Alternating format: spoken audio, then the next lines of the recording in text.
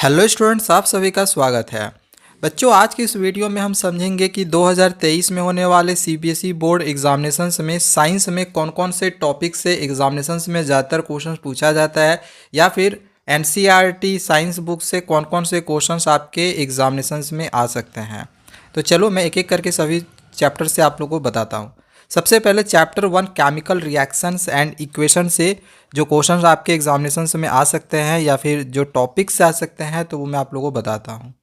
देखो, एक चीज़ याद रखना कि जितने भी एक्टिविटी टाइप के आपको क्वेश्चंस मिलेंगे या फिर एक्टिविटीज़ मिलेंगी, तो उन एक्टिविटीज़ को अच्छे से समझ लेना, क्योंकि एक्टिविटीज़ से रिलेटेड क्वेश्चंस आपके एग्जामिनेशंस में श्योर है कि रहना ही रहना है।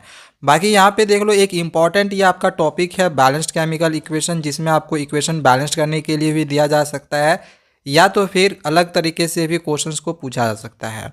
अब यहाँ पे आपको 3 क्वेश्चन दिखाई दे रहे हैं, तीनों ही क्वेश्चन इंपॉर्टेंट है, ठीक है। जिसमें आपको यहाँ पे ये 2 क्वेश्चंस है, इन दोनों क्वेश्चंस में इक्वेशन बैलेंस करने के लिए भी बोला गया है, तो दोनों ही इंपॉर्टेंट है। अगर हम टाइप ऑफ केमिकल रिएक्शन का बात करें, तो इसमें टाइप ऑफ केमिकल रिएक्शन में 2 बहुत ही इंपॉर्टेंट टॉपिक हमारे लिए है।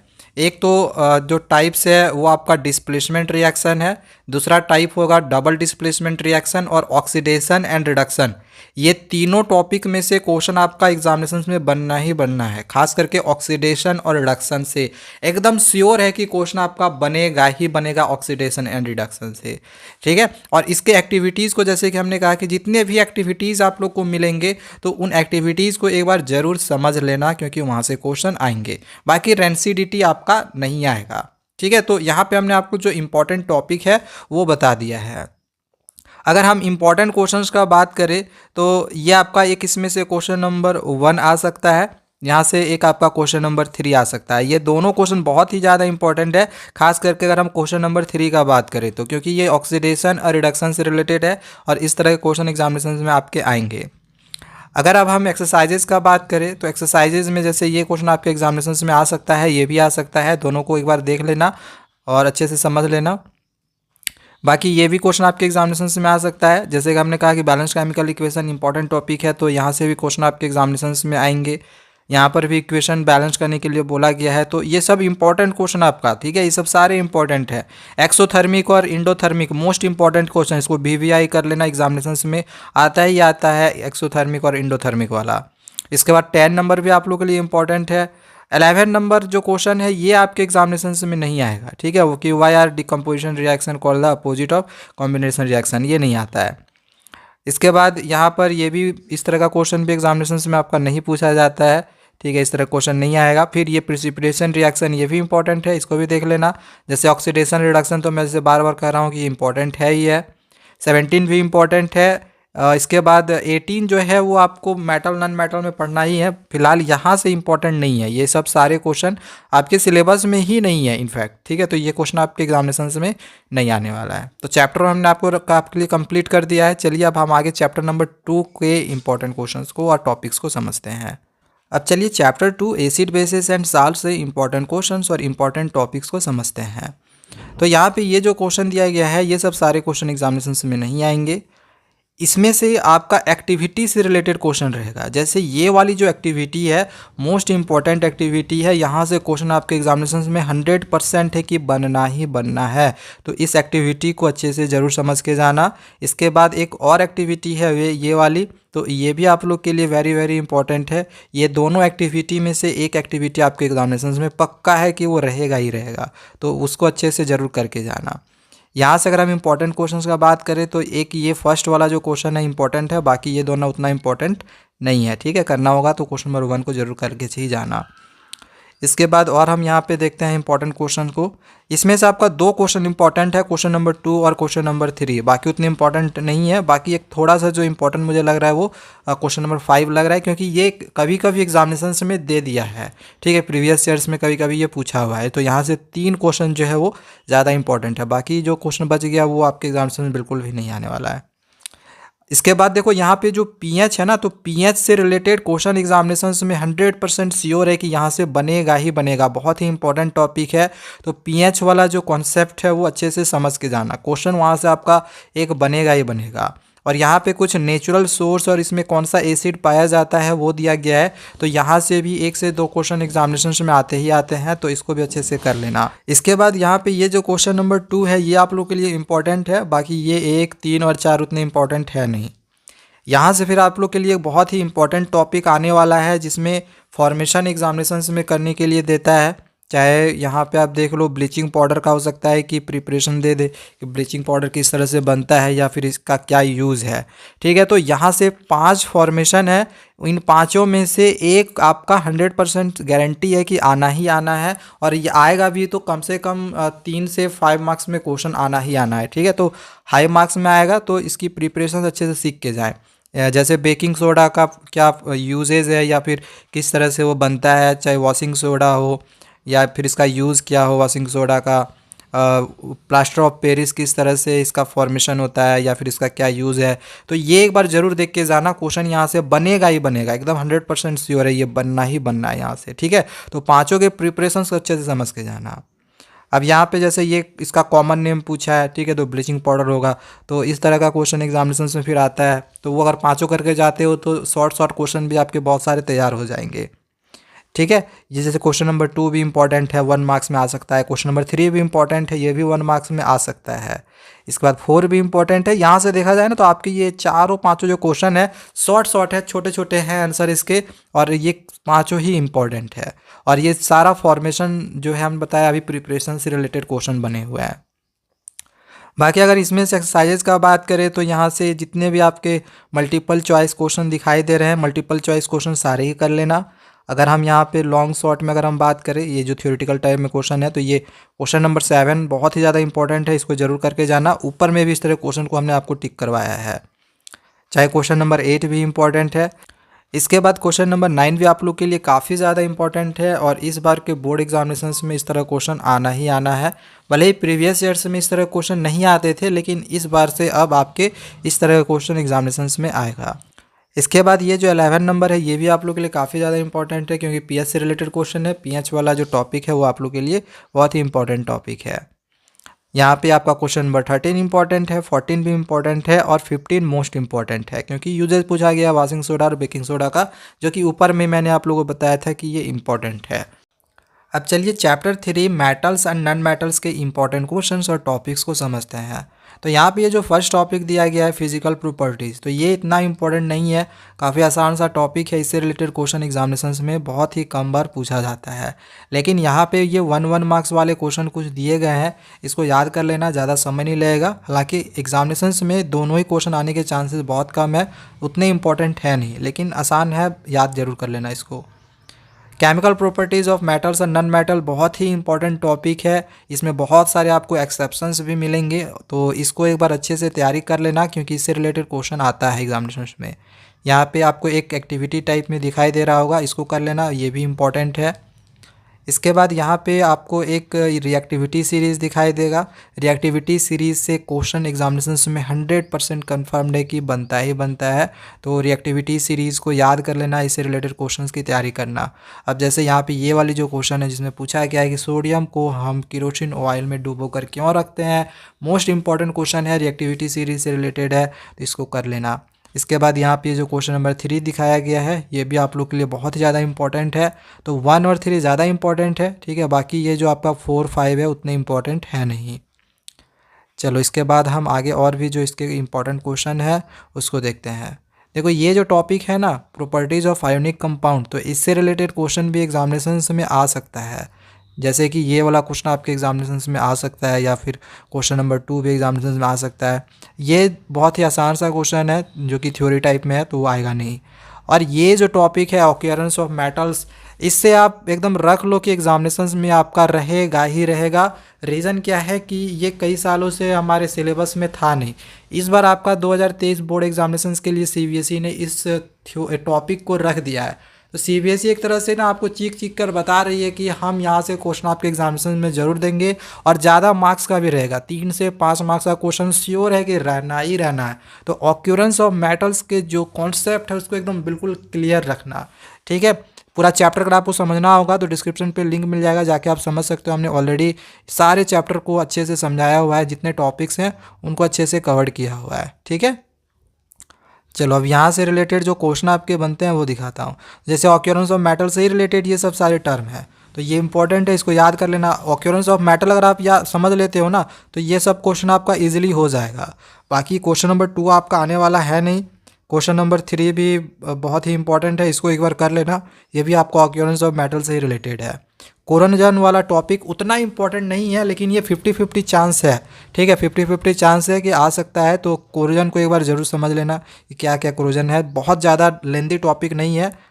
प्रिवेंशन ऑफ कोरोजन ये इंपॉर्टेंट है, इसको एक बार कर लेना। बाकी इससे रिलेटेड अगर क्वेश्चन देखो तो एक क्वेश्चन आपका यहाँ पे जो क्वेश्चन नंबर 2 और 3 है ये इंपॉर्टेंट है, शॉर्ट में आ सकता है 1 या फिर 2 मार्क्स में। अब यहाँ से एक्सरसाइजेस के क्वेश्चंस को देखें तो जो ऑब्जेक्टिव क्वेश्चंस है सारे एक बार देख लेना किस तरह के ऑब्जेक्टिव पूछे गए हैं। हालांकि चांसेस कम है कि आपका एनसीईआरटी बुक से ऑब्जेक्टिव रहेगा, लेकिन फिर भी बुक में दिया हुआ है तो एक बार देख कर जरूर जाना। बाकी अगर इंपॉर्टेंट क्वेश्चंस का बात करें तो ये जो एम्फोथेरिक ऑक्साइड है मोस्ट इंपॉर्टेंट क्वेश्चन है, इसको जरूर करके जाना। 7 उतना इंपॉर्टेंट नहीं है।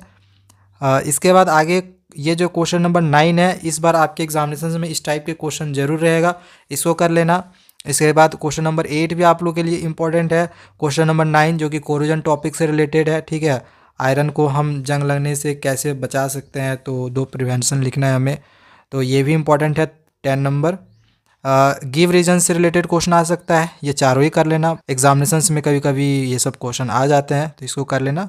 बाकी इधर से ये सब सारे क्वेश्चन आपके एग्जामिनेशंस में नहीं आएंगे, ठीक है। तो जो आना रहा वो हमने आपको ऑलरेडी ऊपर में बता दिया है, वहीं से क्वेश्चन आएंगे। बाकी ये सब सारे क्वेश्चन आपके एग्जामिनेशंस में और नहीं आने वाला है। चलिए अब आगे हम चैप्टर 4 के इंपॉर्टेंट क्वेश्चन और टॉपिक को समझते हैं। तो चैप्टर 4 है कार्बन एंड इट्स कंपाउंड्स। देखो इस चैप्टर से ना केवल 2 टॉपिक है जो आप लोग के लिए बहुत ही ज़्यादा इंपॉर्टेंट है, जिसमें एक है नोमेनकल्चर और दूसरा है सोप्स एंड डिटर्जेंट्स। क्वेश्चन वहाँ से 100% कन्फर्म्ड है कि वो बनेगा ही बनेगा, लेकिन इसके अलावे भी और जो क्वेश्चन आ सकते हैं वो भी मैं बता दे रहा हूँ। जैसे एलोटॉप्स ऑफ कार्बन से क्वेश्चन आ सकता है, ग्रेफाइट, डायमंड या फिर फ्लोरीन के बारे में क्वेश्चंस रह सकते हैं। अब जैसे अगर हम एक्सरसाइज का बात करें तो ये क्वेश्चन नंबर 1 आप लोग के लिए ज़्यादा इंपॉर्टेंट है। एक और इम्पॉर्टेंट यहाँ पे टॉपिक है वर्सेटाइल नेचर ऑफ कार्बन, ठीक है। तो इससे रिलेटेड क्वेश्चन भी एग्जामिनेशंस में बनता है, जिसमें सेचुरेटेड अनसेचुरेटेड कार्बन्स क्या होता है पूछा जा सकता है, तो इसको एक बार कर लेना, ठीक है। जैसे ये वाला जो आपका है ये आप लोग के लिए बहुत ही इंपॉर्टेंट चार्ट है, इसको अच्छे से समझ के जाना, क्योंकि ये अगर आप नहीं सीखते तो फिर नोमेनकल्चर आप नहीं सीख पाओगे। और हालांकि हमने पूरा चैप्टर काफ़ी अच्छे से समझाया हुआ है, नोमेनकल्चर आप किस तरह से कर सकते हो, देखना होगा तो डिस्क्रिप्शन पे जैसे हमने कहा कि लिंक मिल जाएगा, जाके आप समझ सकते हो। होमोलोगस सीरीज़ बहुत ही इंपॉर्टेंट टॉपिक है, जिसमें पूछा जाता है होमोलोगस सीरीज़ क्या होता है, ठीक है, उसको देख लेना। जैसे कि हमने कहा कि नोमेनकल्चर ये बहुत ही इंपॉर्टेंट टॉपिक है, यहाँ से क्वेश्चन आपका एग्जामिनेशन में श्योर है कि रहेगा ही रहेगा, तो ज़रूर इसको कर लेना, ठीक है। ये सब सारा आप समझ के जाना।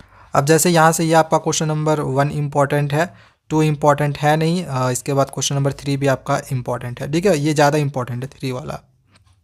क्वेश्चन नंबर 4 में भी हमें इन सब का स्ट्रक्चर ड्रॉ करने के लिए बोला गया है, जो कि काफ़ी ज़्यादा इंपॉर्टेंट है। और क्वेश्चन नंबर 5 में नोमेनकल्चर से रिलेटेड क्वेश्चन है, तो ये क्वेश्चन आपके एग्जामिनेशन में आ सकता है, लेकिन चांसेस कम है। नोमेनकल्चर में हो सकता है कि इतना इजी क्वेश्चन आपके एग्जामिनेशन में नहीं आए, इसे थोड़ा सा हाई लेवल का पूछा जा सकता है, जो कि आगे के वीडियोस में हमें आपकी इसके लिए तैयारी अलग से करवाएंगे, तो चैनल को सब्सक्राइब करके ज़रूर रख लेना। हालांकि इस क्वेश्चन को भी ज़रूर करके जाना, ठीक है, नोमेनकल्चर से आना ही आना है।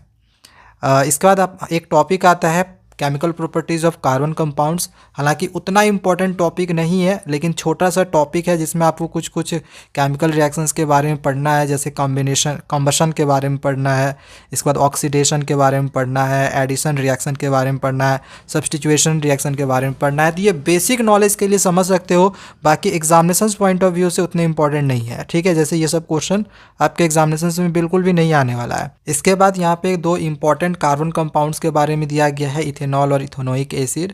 तो ये सब का प्रॉपर्टीज़ के बारे में यहाँ पे दिया गया है, या फिर इनके रिएक्शंस के बारे में यहाँ पे दिया गया है। तो ये एग्जामिनेशन पॉइंट ऑफ व्यू से इम्पॉर्टेंट नहीं है, ये जब आप सोप और डिटर्जेंट पढ़ोगे तो उसके लिए बेसिक नॉलेज के लिए ज़्यादा इंपॉर्टेंट है। ओके, तो इससे क्वेश्चन आपके एग्जामिनेशन में नहीं आते हैं। बाकी ये क्वेश्चन आपके एग्जामिनेशन में आ सकता है कि स्टेरिफिकेशन रिएक्शन क्या होता है। ओके, तो इसको एक बार कर लेना, स्टेरिफिकेशन रिएक्शन को। अब यहाँ पे ये जो दो क्वेश्चन दिए गए हैं, ये क्वेश्चन आपके एग्जामिनेशंस में नहीं आएंगे, ठीक है, इस तरह क्वेश्चन नहीं आएंगे। ये जो टॉपिक है ना सोप्स एंड डिटर्जेंट्स, तो ये आप लोग के लिए बहुत ही ज़्यादा इंपॉर्टेंट टॉपिक है। और इसी टॉपिक्स के लिए इथेनॉल या फिर इथेनोइक एसिड के बारे में वहाँ पे हमें पढ़ने के लिए दिया गया था, ठीक है। तो सोप्स एंड डिटर्जेंट्स आपके एग्जामिनेशंस में क्वेश्चन रहेगा। इसके जो एक्सरसाइजेज के क्वेश्चन हैं सोप्स एंड डिटर्जेंट से रिलेटेड क्वेश्चन आपको मिल जाएंगे, इंपॉर्टेंट क्वेश्चन, जो कि आगे मैं अभी आप लोग को बताऊँगा। ओके, इसमें से एक नंबर आपका ज़्यादा इंपॉर्टेंट है, ये आपके एग्जामिनेशन में नहीं आने वाला है। चलो एक्सरसाइजेस के क्वेश्चन को देखते हैं। जितने भी ऑब्जेक्टिव क्वेश्चन है उसको अच्छे से समझ लेना। अब जैसे कि ऊपर मैंने आप लोग बताया था होमोलोगस सीरीज़ काफ़ी ज़्यादा इंपॉर्टेंट है, इसको जरूर करके जाना। 7 नंबर नहीं आने वाला है, 8 नंबर एग्जामिनेशन में आ सकता है, तो इसकी तैयारी कर लेना, क्योंकि सोप्स एंड डिटर्जेंट से रिलेटेड ये वाली क्वेश्चन है। इसके बाद ये जो क्वेश्चन नंबर 9 है ये इतने इंपॉर्टेंट नहीं है। Question number 10 most important question है, ठीक है, ये वीवीआई है। कुछ वीवीआई क्वेश्चन आपको इसमें देखने को मिलेगा, जैसे ये क्वेश्चन नंबर 10 हो गया, या फिर क्वेश्चन नंबर 12 हो गया, और क्वेश्चन नंबर 15। यहाँ से ये 3 क्वेश्चन में से एक क्वेश्चन आपका बनना ही बनना है, ठीक है। क्वेश्चन नंबर 15, क्वेश्चन नंबर 12 और क्वेश्चन नंबर 10, ये 3 में से एक क्वेश्चन गारंटी है। 1 से 2 क्वेश्चन, 2 क्वेश्चन भी आ सकता है, ठीक है, यहाँ से रहेगा ही रहेगा। तो इन क्वेश्चंस की तैयारी कर लेना। बाकी उतने इंपॉर्टेंट है नहीं, बाकी जैसे ये 6 हमने कहा वो भी आ सकता है, ठीक है। तो करना होगा यही सब करना, बाकी और इससे ज़्यादा और इससे इस चैप्टर से आपका आने वाला है नहीं। और जो हमने कहा कि नोमेनकल्चर उससे आएगा, तो नोमेनकल्चर के लिए हम स्पेशल वीडियो लेके आएंगे, चैनल को सब्सक्राइब करके रखना। चलो आगे हम इसके बाद अगला चैप्टर जो आता है वो है पीरियोडिक क्लासिफिकेशन ऑफ एलिमेंट्स, जो कि आपके बोर्ड एग्जाम 2023 के लिए हटाया गया है, तो वो तो पढ़ना नहीं है। तो चैप्टर जो 6 है बायोलॉजी का है, उसके इंपॉर्टेंट क्वेश्चंस और टॉपिक्स को समझते हैं।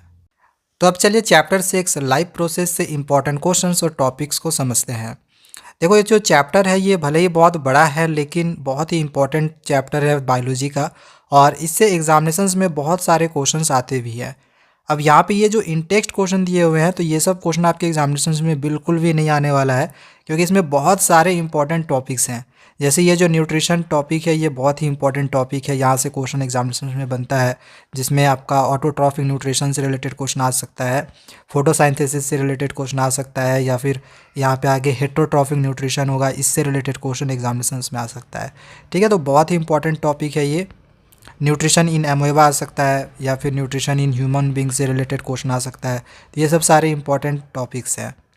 देखो ये जो चैप्टर है ना, इस चैप्टर से जो इन टेक्स्ट क्वेश्चन दिए हुए हैं वो उतने अच्छे अच्छे नहीं दिए हुए हैं। वो आपके एग्जामिनेशन पॉइंट ऑफ व्यू से देखा जाए तो ये सब आपके बोर्ड लेवल के क्वेश्चंस नहीं है।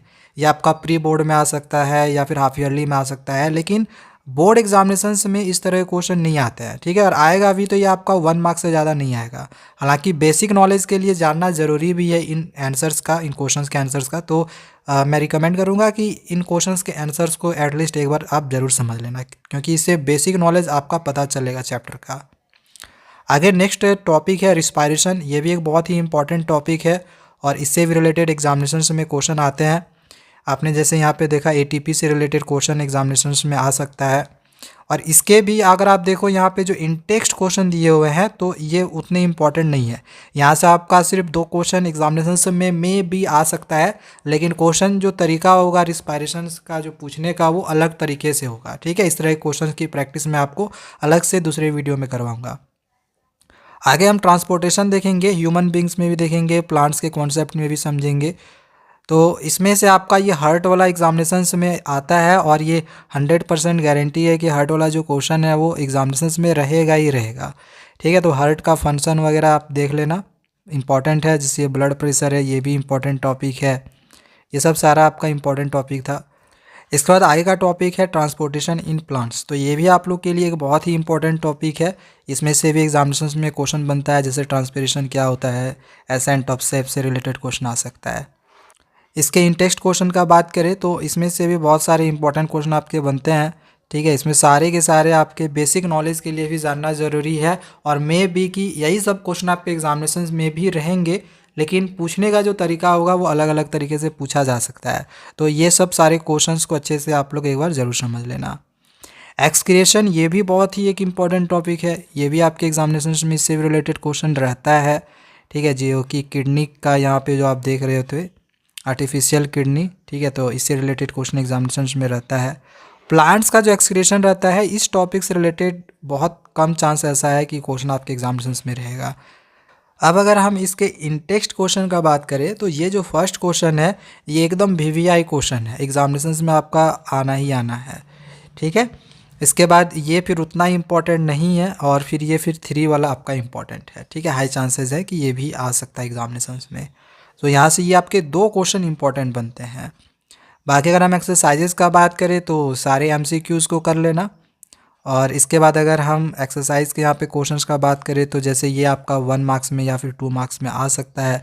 फिर इसके बाद आपका यहाँ पे क्वेश्चन नंबर 9 इंपॉर्टेंट है। क्वेश्चन नंबर 8 इनफैक्ट काफ़ी ज़्यादा इंपॉर्टेंट है, जिसमें आपका एरोबिक अनएरोबिक रिस्पायरेशन में डिफरेंसेस पूछ सकता है। हालांकि ये सिंपल सा क्वेश्चन है और इस तरह क्वेश्चन पहले आते थे, अभी इस तरह क्वेश्चन के आने के चांसेस कम है, फिर भी कर लेना इसको, ठीक है, इंपॉर्टेंट है। इसके बाद अगर हम बात करें तो ये आपका मोस्ट इंपॉर्टेंट क्वेश्चन है, डबल सर्कुलेशन ह्यूमन बींग्स में, ठीक है। और ये क्यों ज़रूरी है, बहुत इंपॉर्टेंट है, ठीक है, एकदम वीवीआई है, इसको एकदम एनी हाउ करके जाना। और फिर लास्ट ये जो क्वेश्चन नंबर 13 दिया हुआ है तो ये फिर उतना इंपॉर्टेंट नहीं है। तो जो इंपॉर्टेंट है वो हमने आप लोगों को यहाँ पे टिक करवा दिया है। चलिए नेक्स्ट चैप्टर के अब हम इंपॉर्टेंट क्वेश्चन और टॉपिक को देखते हैं।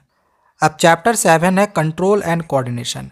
तो ये चैप्टर भी इधर 2-3 सालों से सिलेबस से हटाया गया था, आपके सिलेबस में डाला गया है। तो हाई चांसेस है कि इस चैप्टर से भी आपके एग्जामिनेशंस में अधिक क्वेश्चंस रह सकते हैं। और चैप्टर छोटा भी है तो इस चैप्टर से आप ज़्यादा मार्क्स कम समय देकर भी ऑब्टेन कर सकते हो, ठीक है। कौन कौन से क्वेश्चंस इंपॉर्टेंट है चलिए यहाँ पे मैं आप लोगों को बताता हूँ। जैसे रिफ्लेक्स एक्शन है तो क्वेश्चन आ सकता है व्हाट इज़ रिफ्लेक्स एक्शन, या फिर रिफ्लेक्स एक्शन से रिलेटेड कोई भी क्वेश्चंस दिया जा सकता है, तो इसके कॉन्सेप्ट को समझ लेना। इस डायग्राम से रिलेटेड क्वेश्चन आपके एग्जामिनेशंस में श्योर है कि आएगा ही आएगा। ह्यूमन ब्रेन इस बार के लिए मोस्ट इम्पॉर्टेंट टॉपिक, जिसमें आप लोग को यहाँ पे ह्यूमन ब्रेन का ये जो डायग्राम है ये किस तरह से वर्क करता है, कंस्ट्रक्शन, ये पूरा अच्छे से आप लोग को समझ के जाना है। ये एकदम 100% गारंटी है कि इस बार एग्ज़ाम में देना ही देना है। एनी हाउ क्वेश्चन को किसी तरह से घुमा फिरा के देगा, लेकिन ह्यूमन ब्रेन वाला देगा ही देगा। तो इसका डायग्राम भी आप सीख के जाना, आने के हाई चांसेस हैं, ठीक है, क्योंकि बहुत सालों से ये वाली सिलेबस से हटाई गई थी और ये डायग्राम बहुत सालों से नहीं आ रहा था, तो आपके एग्जामिनेशंस में आएगा। ओके, अब जैसे यहाँ पे ये सब जो क्वेश्चन दिए गए हैं सारी क्वेश्चन इंपॉर्टेंट है, बट देखा जाए तो ये सब जो क्वेश्चन है ये बोर्ड लेवल के क्वेश्चन नहीं है, ये सिर्फ बेसिक नॉलेज के लिए ज़्यादा इंपॉर्टेंट है। इन सभी क्वेश्चंस के आंसर्स को जानना आपके लिए ज़्यादा इंपॉर्टेंट है। घुमा फिरा के क्वेश्चंस आपका एग्जामिनेशंस में, बोर्ड एग्जामिनेशंस में रहेगा, ठीक है, सेम इसी तरह से सीधा सीधा क्वेश्चन एग्जाम में नहीं रहेगा, लेकिन यही क्वेश्चन रहेगा, पूछने का जो तरीका होगा वो अलग तरीके से होगा। तो इन क्वेश्चंस को भी अच्छे से एक बार समझ के जरूर जाना। नेक्स्ट टॉपिक आता है कोऑर्डिनेशन इन प्लांट्स। तो कोऑर्डिनेशन इन प्लांट्स अदर के कंपैरिजन में अभी जो हमने अदर दूसरे टॉपिक देखे, ये टॉपिक उतना इंपॉर्टेंट नहीं है। इसमें से अगर कोई क्वेश्चन आ सकता है तो ये जो क्वेश्चन नंबर 5 है ये वीवीआई क्वेश्चन है, एकदम इसको जरूर कर लेना, बिल्कुल मत छोड़ना। और प्लांट हार्मोन्स क्या होता है ये कर सकते हो, 1 मार्क्स में आ सकता है। हार्मोन इन एनिमल्स, ये एक इंपॉर्टेंट टॉपिक है और इससे रिलेटेड क्वेश्चन एग्जामिनेशंस में आपका आएगा ही आएगा। ये चैप्टर हमने पूरा समझाया भी होगा, आपने वो देखना होगा तो डिस्क्रिप्शन पे लिंक मिल जाएगा, जाके आप समझ सकते हो। इसके अगर हम यहाँ पे इंटेक्स्ट क्वेश्चन का बात करें तो ये क्वेश्चन नंबर 2 आप लोग के लिए इंपॉर्टेंट है, 3 इंपॉर्टेंट है, ठीक है, 4 वाला भी इंपॉर्टेंट है। तो एक काम करना, इसमें से चारों क्वेश्चंस को एक बार बस रिवाइज कर लेना, ठीक है। ये भी आपके बेसिक नॉलेज के लिए काफ़ी ज़्यादा ज़रूरी है और क्वेश्चंस घुमा फिरा के एग्जामिनेशंस में आ सकता है, ठीक है। एक्सरसाइजेस का बात करें तो ये जो MCQ है वो तो आपको करना ही करना है। बाकी ये जो क्वेश्चन नंबर 4 है एग्जामिनेशंस के लिए मोस्ट इंपॉर्टेंट क्वेश्चंस, रिसेप्टर से रिलेटेड क्वेश्चन आ सकता है, स्ट्रक्चर न्यूरॉन का बनाने के लिए आ सकता है, इंपॉर्टेंट क्वेश्चन है, ये भी क्वेश्चन इंपॉर्टेंट है। देखो यहाँ से ये सब बहुत ही इंपॉर्टेंट क्वेश्चंस है, इसमें से आपका क्वेश्चंस बन सकता है, ठीक है। देखा जाए तो यहाँ पे आपका ये जो क्वेश्चन नंबर 4 से लेके 9 तक, इनफैक्ट 10 तक, ठीक है, 4 से लेके 10 तक जितने भी क्वेश्चन देख रहे हैं इन सब में से क्वेश्चन आपके एग्जामिनेशंस में आएगा ही आएगा। इसीलिए हमने आपको शुरू में ही बोला था कि ये जो चैप्टर है भले ही छोटा सा चैप्टर है, लेकिन इसमें बहुत सारे इंपॉर्टेंट क्वेश्चंस हैं और बहुत सारे क्वेश्चंस एग्जामिनेशंस में आएंगे, पूछे जाएंगे। तो ये सब सारे क्वेश्चंस को कर लेना, ठीक है। बाकी 11-12 उतना इंपॉर्टेंट नहीं है। चलिए आगे अब हम नेक्स्ट चैप्टर को देखते हैं। अब चैप्टर 8 है हाउ डू ऑर्गेनिज्म रिप्रोड्यूस। तो इस चैप्टर से डायग्राम वाले क्वेश्चंस आने के ज़्यादा चांसेस रहते हैं। यहाँ से देखा जाए तो आपका ये वाला जो फर्स्ट क्वेश्चन है ये एक इम्पॉर्टेंट है, बाकी टू इम्पॉर्टेंट नहीं है। इसके बाद और जो इम्पॉर्टेंट टॉपिक है उसको मैं यहाँ पे आप लोगों को बता दे रहा हूँ। ठीक है, देखो ये सब जो आपका है ना छोटा छोटा टॉपिक है और ये सब इम्पॉर्टेंट है। हो सकता है कि फिजन से रिलेटेड आ जाए एग्जामिनेशन में, या तो फ्रेगमेंटेशन से रिलेटेड आ जाए, रीजनरेशन से रिलेटेड आ जाए। यहाँ से आपका एक क्वेश्चन बनेगा, लेकिन ये हाई मार्क्स में नहीं रहता है, ये आपका 1-2 मार्क्स में क्वेश्चन पूछ जाता है ये सबसे रिलेटेड। ओके, चाहे वो स्पोर फॉर्मेशन से रिलेटेड हो। अच्छा, यहाँ पे चलो इन टेक्स्ट क्वेश्चन दिया हुआ है, इसमें से देख लेते हैं कि कौन कौन से क्वेश्चन आ सकते हैं। तो इसमें से आपका ये जो क्वेश्चन नंबर 4 और क्वेश्चन नंबर 5 है और क्वेश्चन नंबर 1, ये 3 इंपॉर्टेंट क्वेश्चन हैं। क्वेश्चन आपका यहाँ से रह सकता है, बाकी जो क्वेश्चन बच गए वो नहीं आएगा। सेक्सुअल रिप्रोडक्शन एक बहुत ही इम्पॉर्टेंट टॉपिक है, तो यहाँ से क्वेश्चन आपके एग्जामिनेशन में बनेगा। जैसे फ्लावरिंग प्लांट्स में जो सेक्सुअल रिप्रोडक्शन होता है किस तरह से होता है, तो डायग्राम भी भी कि आ जाए। ठीक है, या फिर ये वाली भी जो डायग्राम है ये भी आप लोग के लिए इम्पॉर्टेंट है। रिप्रोडक्शन ह्यूमन बींग्स में किस तरह से होता है ये भी बहुत ही इंपॉर्टेंट टॉपिक है और क्वेश्चन से यहाँ से आता है। जैसे ये वाली भी डायग्राम आपके एग्जामिनेशन में आ सकती है, ह्यूमन मेल रिप्रोडक्टिव सिस्टम का। दोनों ही इंपॉर्टेंट टॉपिक है और यहाँ से आपका 100% श्योर है क्वेश्चन बनेगा ही बनेगा। ठीक है, हो सकता है ये डायग्राम एग्जामिनेशन में दे दे या फिर बनाने के लिए बोला जाए। ठीक है, तो इन डायग्राम्स की प्रैक्टिस कर लेना और इन कॉन्सेप्ट को अच्छे से समझ के जाना। ठीक है, इससे रिलेटेड क्वेश्चन एग्जामिनेशन में रहता है इन टॉपिक से। चलो इसके बाद और देख लेते हैं यहाँ पे क्वेश्चंस को। अब यहाँ पे जैसे ये जो फर्स्ट क्वेश्चन है ये आप लोग के लिए बहुत ही इंपॉर्टेंट क्वेश्चंस है और एक क्वेश्चन नंबर ये जो 3 है ये भी है। ये 1 और 3 मोस्ट इंपॉर्टेंट क्वेश्चंस है, इनको कर लेना। अगर हम एक्सरसाइजेस का बात करें तो MCQ तो आपको करना ही करना है। इसके बाद क्वेश्चन नंबर 4, ये एक इंपॉर्टेंट क्वेश्चन है जिसमें आपका पूछा जाता है कि सेक्सुअल रिप्रोडक्शन का क्या एडवांटेज होता है इस सेक्सुअल रिप्रोडक्शन के कंपैरिजन में। और ये तो क्वेश्चन खैर हमने ऊपर में ही डायग्राम आप लोग को ह्यूमन मेल रिप्रोडक्टिव सिस्टम का बता ही दिया था, उसी से रिलेटेड पूछा गया टेस्टिस का क्या परफॉर्म करता है, क्या फंक्शन है उसका। तो अगर आप ऊपर कर लेते हो तो ये क्वेश्चन आपको करने का ज़रूरत भी नहीं पड़ेगा। ये एक फिर मोस्ट इंपॉर्टेंट क्वेश्चन है, मेंस्ट्रुएशन क्यों ऑकर होता है। ठीक है, चाहे ये क्वेश्चन नंबर 7 फिर एक इम्पॉर्टेंट क्वेश्चन है। ऊपर में मैंने आपको एक डायग्राम भी दिखाया था फ्लावर का, तो वो डायग्राम बनाने के लिए रह सकता है आपके एग्जामिनेशंस में। कॉन्ट्रासेप्शन ये एक VBI क्वेश्चन है। ठीक है, अभी तक का सबसे इम्पॉर्टेंट क्वेश्चन इस चैप्टर का, इसको ज़रूर कर लेना। ठीक है, इसके बाद फिर ये भी इम्पॉर्टेंट है बट उतना नहीं है, 50-50 चांसेस है, ये भी आ सकता है एग्जामिनेशन में। इसके बाद फिर ये आपका नहीं आएगा और ये फिर 11 नंबर इंपॉर्टेंट है क्योंकि ये भी आपका कॉन्ट्रासेप्शन से ही रिलेटेड है। तो ये चैप्टर भी हो गया कंप्लीट। चलिए अब हम नेक्स्ट चैप्टर के इंपॉर्टेंट क्वेश्चंस को देखते हैं। अब आगे चैप्टर नंबर 9 है हियरडिटी एंड इवोल्यूशन, जिसमें आपको इवोल्यूशन पढ़ना नहीं है, सिर्फ आपको हियरडिटी के बारे में पढ़ना है। और इस चैप्टर से आपके एग्जामिनेशंस में भी क्वेश्चंस बहुत कम रहेगा। इनफैक्ट अगर हम NCERT बुक से बात करें तो NCERT बुक से एकदम ना के बराबर क्वेश्चन रहेगा। क्वेश्चन आता भी है तो इस चैप्टर से आपका एडिशनल क्वेश्चन ज़्यादा बनेगा, जो कि आगे हम आप लोग को प्रैक्टिस करवाएंगे। तो चैनल को सब्सक्राइब करके रख लेना। ठीक है, आगे आप लोग के लिए मैं बहुत सारी और भी इंटरेस्टिंग वीडियोज़ लेके आऊँगा जिससे कि आपके एग्जामिनेशन में क्वेश्चन वहाँ पे मिल जाएगा। देखो ये सब क्वेश्चन आपका एक भी एग्जामिनेशन में नहीं आने वाला है। हियरडिटी ये वाला टॉपिक आप लोग को पढ़ना है और इम्पॉर्टेंट टॉपिक है, इससे रिलेटेड क्वेश्चंस भी आएगा। लेकिन जो क्वेश्चंस आने हैं वो फिलहाल आपका यहाँ पे नहीं दिया हुआ है। जो NCERT बुक है उसमें देखा जाए तो उस टाइप के क्वेश्चन दिए ही नहीं है। ठीक है, यहाँ पे अगर मैं आपको इन टेक्स्ट क्वेश्चन दिखाऊंगा आगे। ठीक है, पहले आप देख लो यहाँ पे ये वाली जो टॉपिक है ये इंपॉर्टेंट है। सेक्स डिटर्मिनेशन से एक VBI जो टॉपिक है वो है और 100% गारंटी है कि सेक्स डिटर्मिनेशन से क्वेश्चन आपका रहेगा ही रहेगा। कैसा क्वेश्चन रहेगा आए के वीडियोज़ में मैं आप लोगों को बताऊंगा। ठीक है, तो चैनल को सब्सक्राइब कर लेना। जैसे देखो यहाँ पे जो ये इन टेक्स्ट क्वेश्चन दिया हुआ है तो ये क्वेश्चन नंबर 1 और 2 काफ़ी ज़्यादा इंपॉर्टेंट है। क्वेश्चन यहाँ से एकदम 100% गारंटी है कि रहेगा ही रहेगा। चाहे जो क्वेश्चन नंबर 4 है सेक्स डिटर्मिनेशन से क्वेश्चन पूछा गया है और ये भी आपका एकदम VBI क्वेश्चन है। ये क्वेश्चन आपका एग्जामिनेशन में सोच लो छपा हुआ है। ठीक है, क्योंकि इसमें ज़्यादा टॉपिक्स नहीं है और जो टॉपिक्स है उसी से क्वेश्चन एग्जामिनेशन में आने हैं, तो क्वेश्चन आपका ये वाला रहेगा ही रहेगा। ठीक है, तो ये सब क्वेश्चन एग्जामिनेशन में रहेंगे और इसके अलावे और जो क्वेश्चन रहेगा वो मैं आगे आप लोग को दूसरे वीडियोज़ में करवाऊँगा। इसके बाद का ये जो टॉपिक है इवोल्यूशन, इससे आपका एक भी क्वेश्चन और इधर से नहीं आने वाला है। ठीक है, इधर से आपका एक भी क्वेश्चन नहीं आने वाला है। इनफैक्ट अगर हम एक्सरसाइजेस का बात करें तो सिर्फ यही वाला आपका हेरिडिटी से पूछा गया है, जो कि ये भी आपके एग्जामिनेशंस में नहीं आएगा। और बाकी जितने भी यहाँ पे एमसीक्यू हैं तो एमसीक्यूज़ ये सब इवोल्यूशन के हैं, तो ये तो आएगा नहीं। बाकी अगर और भी इधर हम क्वेश्चंस को देखें तो ये आपका सिर्फ एक क्वेश्चन 7 नंबर है जो कि हेरिडिटी का है, और मे बी कि ये आ भी सकता है, इंपॉर्टेंट भी मुझे लग रहा है। ठीक है, तो ये एक बार ज़रूर कर लेना। और इसके बाद देखा जाए तो आपका यहाँ पे और कोई भी मुझे इंपॉर्टेंट क्वेश्चन देखने को नहीं मिल रहा है। ठीक है, इसके अलावा अगर कुछ इंपॉर्टेंट क्वेश्चंस होगा तो मैं आगे दूसरे वीडियोज़ में आप लोग को बताऊँगा। एनसीईआरटी से नहीं आएंगे इस चैप्टर से। ठीक है, चलो दूसरे चैप्टर के अब हम इंपॉर्टेंट क्वेश्चंस को समझते हैं। तो अब चैप्टर 10 है लाइट रिफ्लेक्शन एंड रिफ्रैक्शन, जो कि फिजिक्स का एक बहुत ही इम्पॉर्टेंट चैप्टर है। और इस चैप्टर से बहुत सारे क्वेश्चंस एग्जामिनेशंस में आते भी हैं। और इसके जितने भी आपको टॉपिक्स दिखेंगे ना, सारे के सारे इंपॉर्टेंट टॉपिक्स हैं।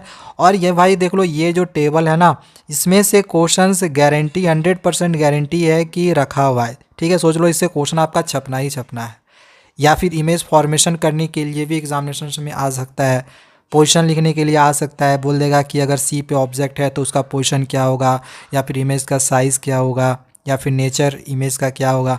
किसी वे में भी क्वेश्चंस रह सकता है, और इसका न्यूमेरिकल भी रह सकता है। तो बहुत ही इम्पॉर्टेंट है ये। इसका जितना भी इमेज फॉर्मेशन है वो अच्छे से सीख लेना, चाहे वो स्फेरिकल मिरर का हो या फिर लेंस का हो। ठीक है, चाहे ये वाला भी जो कॉन्वेक्स मिरर का है, ऊपर वाला हमने कॉनकेव मिरर का देखा, ये कॉन्वेक्स मिरर का है। तो ये दोनों ही इंपॉर्टेंट है, क्वेश्चंस बनेगा ही बनेगा। बाकी अगर डिफिनीशन बोला जाए तो डिफिनीशन आपका नहीं आएगा। ठीक है, और इस तरह का सिंपल क्वेश्चन में भी कि 1 मार्क्स में आ सकता है। ये 3 नंबर भी क्वेश्चन पूछा जा सकता है। ठीक है, तो ये सब छोटे छोटे क्वेश्चंस है, इसको कर लेना। 1 मार्क्स में, 2 मार्क्स में ऐसे क्वेश्चंस आ सकते हैं। साइन कन्वेंशन भी काफ़ी ज़्यादा इंपॉर्टेंट है, क्योंकि ये न्यूमेरिकल इससे आएगा, और आना ही आना है। न्यूमेरिकल्स आपका 1 से 2 न्यूमेरिकल्स जो है आपका इस चैप्टर से रह सकता है। ठीक है, तो साइन कन्वेंशन के लिए हमें, न्यूमेरिकल के लिए साइन कन्वेंशन समझना होगा। एग्जामिनेशन पॉइंट ऑफ व्यू से जो साइन कन्वेंशन है उसका बेसिक समझना ज़रूरी है। ठीक है, जैसे यहाँ पे देख लो न्यूमेरिकल दिया हुआ है, तो न्यूमेरिकल को समझने के लिए पहले हमें वो वाली साइन कन्वेंशन समझनी पड़ेगी, तभी तो हम ये न्यूमेरिकल बना सकते हैं। तो न्यूमेरिकल अगर आप लोग को नहीं बनाने के लिए आएगा तो कमेंट करना, मैंने ऑलरेडी किसी वीडियो में समझाया हुआ है, मैं उसका भी डिस्क्रिप्शन पे लिंक दे दूंगा, आप समझ लेना। ठीक है, देख लो यहाँ पे फोकल लेंथ निकालने के लिए बोला गया है, सिंपल है। ठीक है, लेकिन इस तरह का क्वेश्चन एग्जामिनेशंस में नहीं आएगा, इतना आसान सा क्वेश्चन। या फिर ये वाली भी जो क्वेश्चन है, इतनी सिंपल क्वेश्चन एग्जामिनेशंस में नहीं आने वाली है। ठीक है, आएगा भी तो थोड़ा सा अलग टाइप में क्वेश्चन पूछा जाएगा। Refraction of light important topic है, जिसमें हम लोग अभी यहाँ पे कुछ लॉ वगैरह के बारे में पढ़ेंगे, जैसे स्नेल्स लॉ वगैरह हो गया। ठीक है, इससे रिलेटेड क्वेश्चन एग्जामिनेशन में आते हैं, लेकिन अलग टाइप में आते हैं, कुछ एक्टिविटी टाइप में पूछा जाता है। तो क्वेश्चंस का तरीका अलग टाइप में होता है, बट टॉपिक इंपॉर्टेंट है। जैसे ये रिफ्रैक्टिव इंडेक्स, ये भी एक इम्पॉर्टेंट टॉपिक है, इससे रिलेटेड क्वेश्चन एग्जामिनेशन में आता है। ओके, अब चलो यहाँ पे कुछ क्वेश्चंस दिए हुए हैं। अगर हम इन क्वेश्चंस में इंपॉर्टेंट क्वेश्चंस कौन कौन सा है उसकी बात करें तो ये आपका एक क्वेश्चन नंबर 2 इंपॉर्टेंट है, और क्वेश्चन नंबर 5 इंपॉर्टेंट है। बाकी और इसमें से उतना इंपॉर्टेंट कोई भी नहीं है। ठीक है, एग्जामिनेशन में आएगा ही नहीं बाकी, और इनफैक्ट 5 भी उतना ज़रूरी नहीं है, सिर्फ 2 कर लेना काफ़ी है। आगे स्फेरिकल लेंस है, तो स्फेरिकल लेंस का जैसे मिरर वाला है, यहाँ पर भी हमें इस तरह का एक टेबल दिया गया है, कॉनकेव लेंस और कॉन्वेक्स लेंस का जो भी इमेज फॉर्मेशन है वो हमें सीख के जाना है। तो हम इन टेबल्स को आसानी से याद भी कर सकते हैं और ख़ुद से बना भी सकते हैं। ठीक है, तो इमेज फॉर्मेशन चाहे वो मिरर का हो या फिर लेंस का, स्फेरिकल मिरर या फिर स्फेरिकल लेंस, कॉनकेव हो या कॉन्वेक्स हो, सबका अच्छे से तैयारी करके जाना। इसका कॉन्सेप्ट को समझना काफ़ी ज़्यादा ज़रूरी है। पावर ऑफ लेंस एक बहुत ही इम्पॉर्टेंट टॉपिक, इससे रिलेटेड क्वेश्चन एग्जामिनेशंस में फिर बनेगा ही बनेगा, न्यूमेरिकल्स भी रह सकता है, तो बिल्कुल भी इसको ना छोड़े, इसका यूनिट याद कर लेना। अब जैसे यहाँ पे क्वेश्चन दिया गया है तो तीनों ही क्वेश्चन इंपॉर्टेंट है, तीनों को करके जाना। ठीक है, पावर ऑफ लेंस से रिलेटेड है। बाकी एक्सरसाइजेस का बात करें तो ये सब सारे एमसीक्यूज़ को कर लेना, और इसका जो यहाँ पे क्वेश्चन दिया है कुछ आपको यहाँ पे न्यूमेरिकल भी देखने को मिलेगा। तो मैं रिकमेंड करूँगा कि इसमें आपके जितने क्वेश्चन हैं सारे क्वेश्चन को कर लेना, क्योंकि सारा क्वेश्चन आप लोग के लिए इंपॉर्टेंट है। अगर छोड़ना चाहते हो 9 को आप छोड़ सकते हो। ठीक है, ये नहीं आएगा, ये नहीं आएगा। बाकी टोटल यहाँ पे 10 से 17 सारा कर लेना, सारे इंपॉर्टेंट है। ठीक है, कोई भी क्वेश्चन उठा के पूछा जा सकता है, और इनफैक्ट इसके बाहर से भी क्वेश्चन आ सकता है, एडिशनल भी। तो एडिशनल क्वेश्चंस की प्रैक्टिस हम दूसरे वीडियोस में करेंगे। फिलहाल आपको एनसीईआरटी के बेसिस पे मैं आप लोग बता रहा हूँ कौन कौन सा आ सकता है। तो इसमें से कोई भी एग्जामिनेशन में आ सकता है, सारे कर लेना, ठीक है। चलो दूसरे चैप्टर के अब हम इंपॉर्टेंट क्वेश्चंस को देखते हैं। अब चैप्टर 11 है human I and the colourful world. Chapter बड़ा नहीं है, छोटा है, और इससे क्वेश्चन भी एग्जामिनेशन में बहुत ही कम आएगा। अब यहाँ से ये वाली जो टॉपिक है द ह्यूमन आई, इससे रिलेटेड क्वेश्चन आपके एग्जामिनेशन में आ सकता है, बहुत ही ज़्यादा इंपॉर्टेंट है। और मे बी कि डायग्राम भी ह्यूमन आई का आ जाए, तो इसको अच्छे से समझ लेना। पावर ऑफ एकोमोडेशन, ये भी एक अच्छा टॉपिक है, इससे भी क्वेश्चन आ सकता है। Defects of vision and their correction, इसमें भी से भी क्वेश्चन एग्जामिनेशन में आ सकता है, जिसमें आपको मायोपिया, हाइपरमेट्रोपिया या फिर प्रेसोपिया के बारे में पढ़ना है। यानी कि इन डायग्राम्स को आपको अच्छे से समझ के जाना है। इन डायग्राम से रिलेटेड एग्जामिनेशन में क्वेश्चंस रहेगा।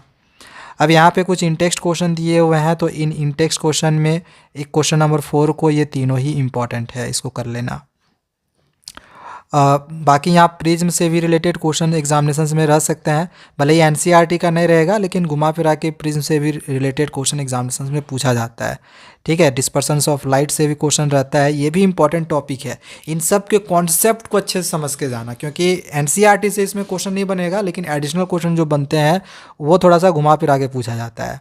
बाकी ये सब आपके लिए उतना इंपॉर्टेंट नहीं है, इंपॉर्टेंट टॉपिक ये सब नहीं है, ये सब आपके एग्जामिनेशंस में नहीं आएगा, ठीक है। इनफैक्ट ये सब आपके सिलेबस से भी हटाया गया है, तो ये सब तो आपके सिलेबस में भी नहीं है, ये सब आपके सिलेबस में नहीं है, ठीक है। ये सब इस बार हटा दिया गया है, ये सब आपको नहीं पढ़ना है। जो भी पढ़ना था, जो भी एग्जामिनेशन में आना था, वो मैंने खैर आप लोग को ऊपर ही बता दिया है। और यहाँ तक 4 नंबर तक आप लोग कर लेना, क्योंकि ये सब सारे एग्जामिनेशन में आ सकते हैं, मल्टीपल चॉइस है। इन एक्सरसाइजेज में से क्वेश्चंस का बात करें तो इसमें से एक क्वेश्चन नंबर 5 को कर लेना, 6 को कर लेना, ठीक है। 7 को सबसे मोस्ट इंपॉर्टेंट VVI है, ठीक है। जो VVI क्वेश्चन है ना, उसको बिल्कुल भी मत छोड़ना। 8 भी इंपॉर्टेंट है, बट लेस है, 50-50 चांस से आ सकता है, नहीं भी। 9 नहीं आएगा, और ये सब क्वेश्चन तो बिल्कुल भी नहीं आने वाला है, क्योंकि इस बार के लिए इन क्वेश्चन को हटाया गया है, ठीक है। सिलेबस में है ही नहीं, तो आपके एग्जामिनेशन में ये 10 के बाद आएगा ही नहीं। चलो अब नेक्स्ट चैप्टर के इंपॉर्टेंट क्वेश्चंस को समझते हैं। अब नेक्स्ट आगे चैप्टर नंबर 12 है इलेक्ट्रिसिटी फिजिक्स का। ये भी एक बहुत ही इंपॉर्टेंट चैप्टर है, और यहाँ से भी क्वेश्चन एग्जामिनेशन में बहुत सारे आते हैं। चलो यहाँ से जो इंपॉर्टेंट क्वेश्चन है उसको देख लेते हैं। देखो ये सब जो सिंपल क्वेश्चन दिखाई दे रहा है इन टेक्स्ट के, तो इतना सिंपल क्वेश्चन आपका इस चैप्टर से नहीं आएगा। ये सब भी आपका बेसिक नॉलेज के लिए ज़रूरी है, बट एग्जामिनेशंस में नहीं आएंगे। एग्जामिनेशंस में क्वेश्चन यहाँ से आएगा आपका ओम्स लॉ से, ठीक है। मतलब ये समझ लो कि आपका एग्जामिनेशंस में छपा हुआ है, या फिर इससे रिलेटेड क्वेश्चन किसी भी वे में पूछा जा सकता है। इनफैक्ट ग्राफ में भी ओम्स लॉ के क्वेश्चंस आते हैं, तो किसी भी वे से ओम्स लॉ से क्वेश्चन आपका आएगा ही आएगा, श्योर है। बाकी यहाँ पे देख लो एक एक्टिविटी करके दिखाया गया है, तो एक्टिविटी को कर लेना, अच्छे से समझ के जाना। क्वेश्चंस आते हैं यहाँ से, एक्टिविटी से आपके एग्जामिनेशन में बनेंगे, ठीक है। ये वाला भी टॉपिक आप लोग के लिए एक बहुत ही इंपॉर्टेंट टॉपिक है, factors on which the resistance on A conductors depend. ये भी एक बहुत ही इंपॉर्टेंट टॉपिक है, और यहाँ से भी क्वेश्चन आपके एग्जामिनेशन में बनेगा, ठीक है।